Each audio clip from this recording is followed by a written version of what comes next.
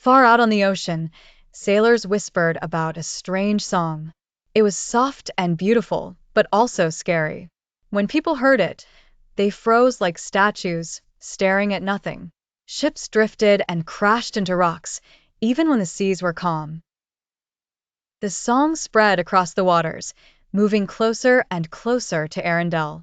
Queen Elsa stood on the shore, feeling the cold wind. She knew this was no ordinary danger. Something in the sea is crying for help, she thought. Deep below, in Atlantica, Queen Ariel also heard the sound. It made the coral tremble and the fish hide in fear. Ariel swam quickly through her kingdom. This song is not a song of anger, she told her people. It is a song of sorrow. From the surface and from the depths, both queens followed the haunting voice. Elsa sailed on a small ship of ice she created herself, gliding over the dark waves.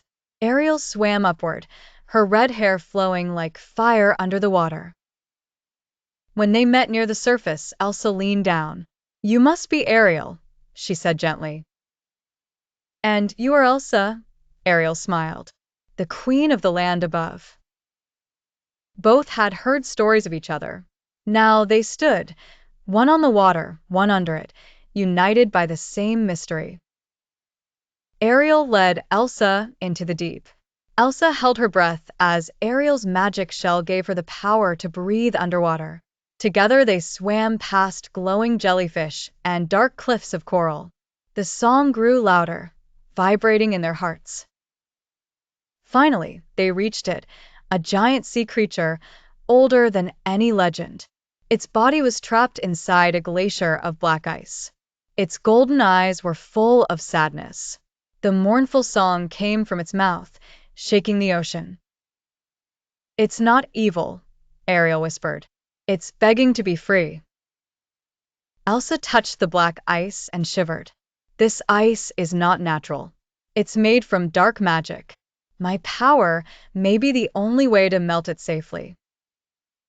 Before they could act, shadows swirled through the water. A tall figure with a twisted trident swam forward. His face looked cruel, and behind him followed an army of sea eels. "I am Malgor," he declared, "descendant of Ursula. This creature's song will be my weapon. With it, I will rule both sea and land."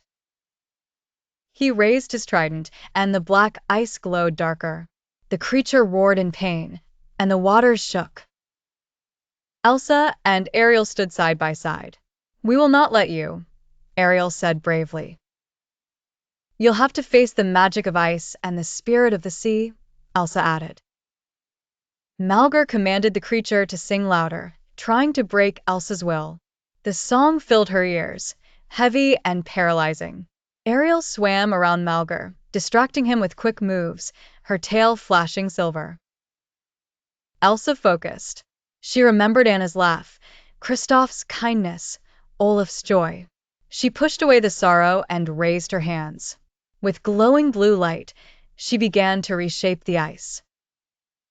But Malgor struck with his trident, sending waves crashing. Ariel grabbed a seashell horn and blew into it. Dolphins, whales, and even small fish rushed to help her. Together, they fought Malgor's eels. Elsa's ice clashed with Malgor's darkness. The sea boiled with magic.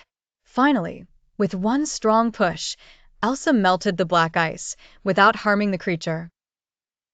The colossal sea creature stretched its fins and tail, now free.